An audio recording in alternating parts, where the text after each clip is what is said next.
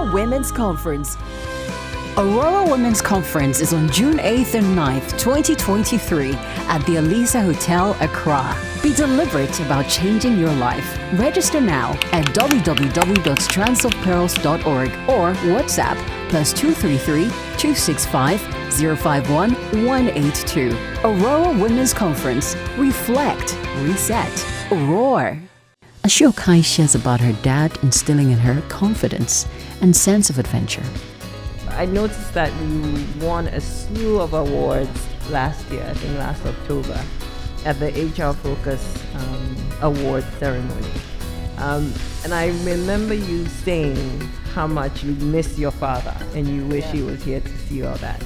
What values would you say your parents instilled in you, and how did that help you become the leader you are today? Yeah, so my dad passed last year.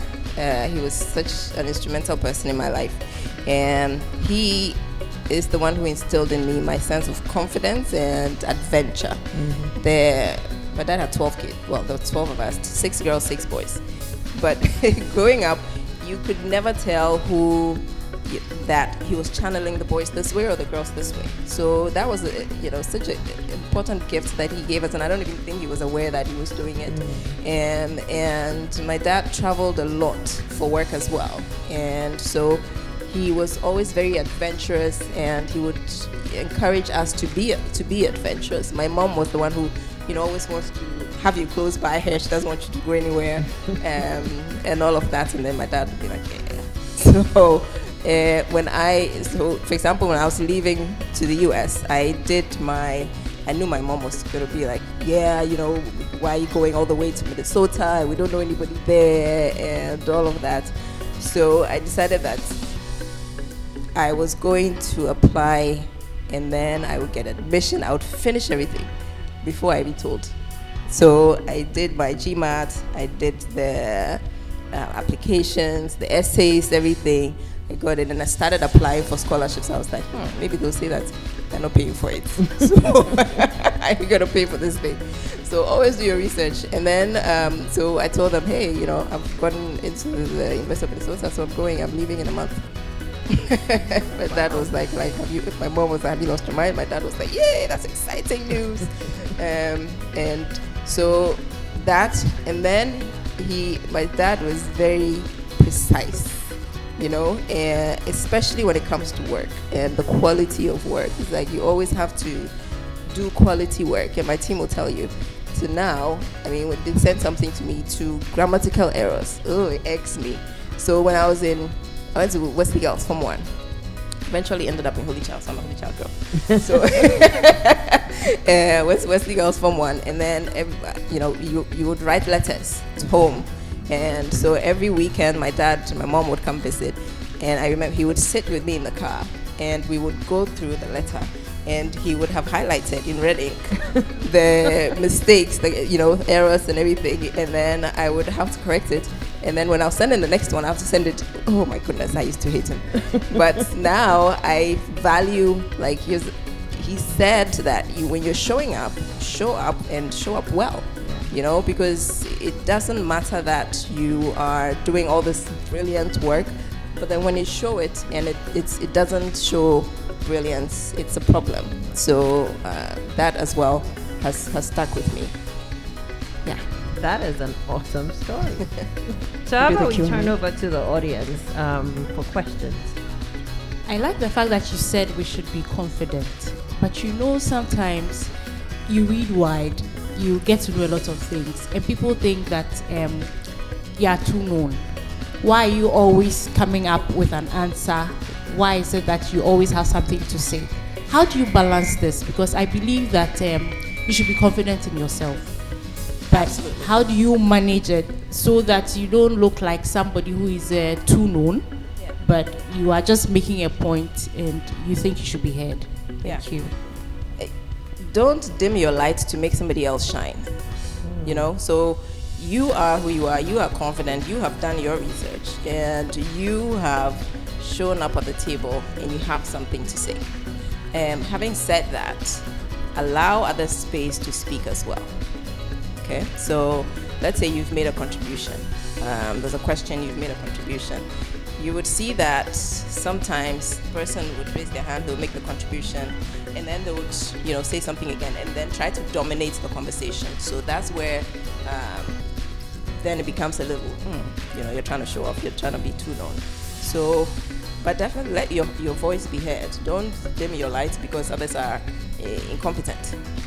Show up, and people will notice. People will notice. Recently, I have somebody on my HR leadership team, and they went for this Vodafone conference in South Africa, and it was all, Vodafone opcos around the world. And I got a call from one of the leaders of the session, and it's like, "Oh, Ash, I really enjoyed this person on my team, in the session. He has such insightful things to say, and we have another session that's coming up in Greece, and would really, like it if you would approve for him to come." So you get remembered, for doing your work. Don't think that you put in the work and then you show up and then nobody notices. People do notice. My question to you is, what would you advise young ladies and men, tips to work on their confidence? A very good question. I'll tell you how I did. I think sometimes I'm still introverted, but I was very, very introverted growing up. When I moved to the US, it's such a different culture. I could get away with it when I was in Legon because, you're not asked to come and do a presentation in front of the class and called on it. But when I moved to the US, it was like, that's how it is. You have to do presentations, you have to do teamwork, you have to speak up in the classroom because that accounts for some of your grades as well. And then especially when it came time to interview for internships, these companies would come on campus and they would want to do, even before they select you for an interview, they want to do one-on-ones with those who they have shortlisted. So it would be like 5 people at a table with the executive team. I mean, I was like so nervous all the time and I was very quiet. So I saw I was missing opportunities, right? They were giving these roles to these others who are like, I could do this stuff. And sometimes when they ask the question, I'll be thinking in my head how to answer it using the proper English. And before I have put together my thoughts inside my head, somebody has answered the question already. So I was like, you know what? I mean, these Asians, their English is not that good, but they would raise their hands and they would speak, confidently. And sometimes people would, what they're saying doesn't even make sense. So I was like, me too, let me try. I mean, I had to remember why I came here in the first place. Like, why are you here? And so you can't be quiet in your corner and every time, they're going for happy hour after class. And like, I just want to go home and, stay home and watch TV. No, you have to get outside your skin and remind yourself, look, first of all, I really want to get that internship. Secondly, I want to do this. I started with, I would literally have a conversation in front of my mirror in my room. And I'll ask myself different questions that they had talked about when we were in the panel, and I would answer. And then I got help too from what do they call it? Career office on campus, and then other people that I felt confident enough talking to about, can you do mock interviews with me? Can I have like different conversations?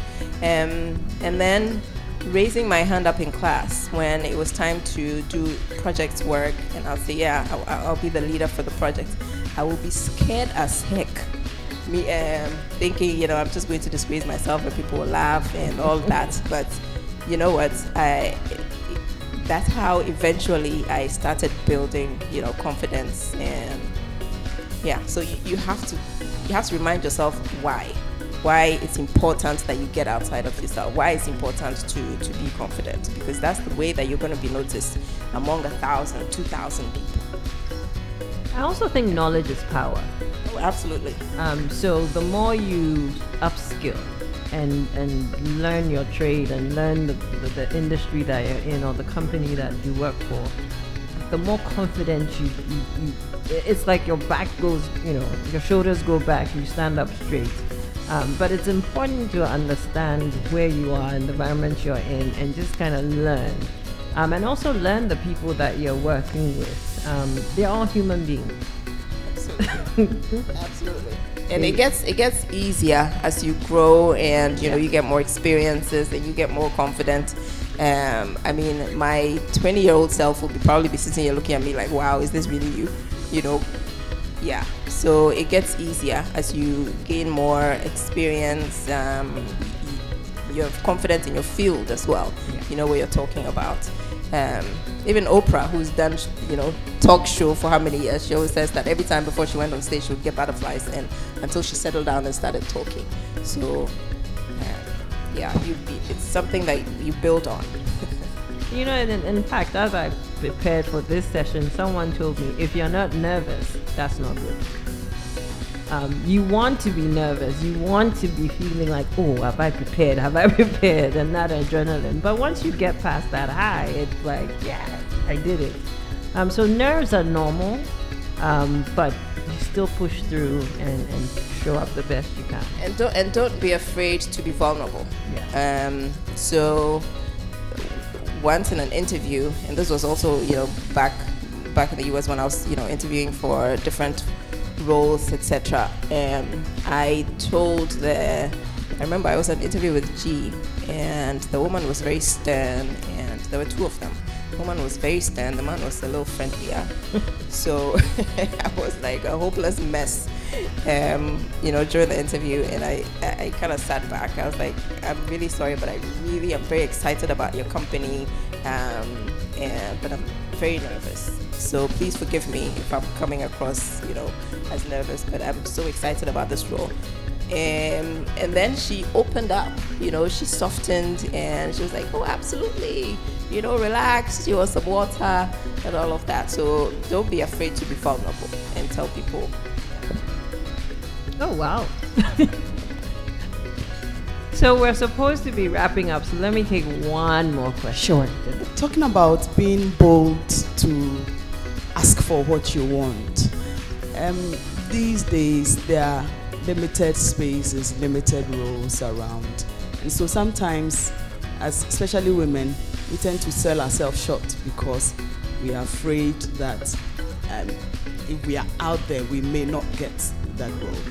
That aside, still on being bold, especially when you are in a company, a public sector-like company, being bold sometimes will cost you. How do you go about such? So my question is two in one. Thank you. So if you think you really want the role and they are coming with a lowball offer, ask them, what is the midpoint for this role? What is the compa ratio, right?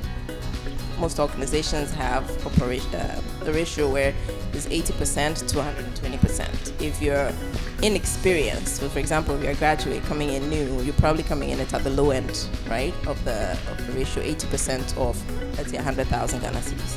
And the more you gain experience, then you're on the 100% mark. And then, of course, if you are a top performer, top talent, you'll be rating all these wonderful things, then you're higher up on the scale. So ask them, what is the range for the role? Because I'm a little concerned that about the starting points, and I don't want to overshoot. So if you could tell me what the mid-level point of the role is, I'll be very, very grateful. So that could be one, and then do your research as well regarding different at the same industry, different roles. If you can find people in different organizations, and we can find information in Ghana, the thing is, it's so difficult to get like market-specific salary information that is published publicly. So if you have people in and they can give you that's good. And then if at the end of all that you still have to come in low, and this is what you really want, this is where you want to get your foot in the door, do that. Accept that, because sometimes you have to make some sacrifices. But once you get in there and you put in the work, do the best work that you can, especially in the first year. and let people notice you, and then you become indispensable. Then they know that, okay, if I'm going to get rid of you, it will probably cost me a lot more to advertise for the role, do interviews, blah, blah, blah, and then they're more open. Aurora Women's Conference is on June 8th and 9th, 2023 at the Elisa Hotel, Accra. Be deliberate about changing your life. Register now at www.strandsofpearls.org or WhatsApp +233 265 051 182. Aurora Women's Conference. Reflect. Reset. Roar.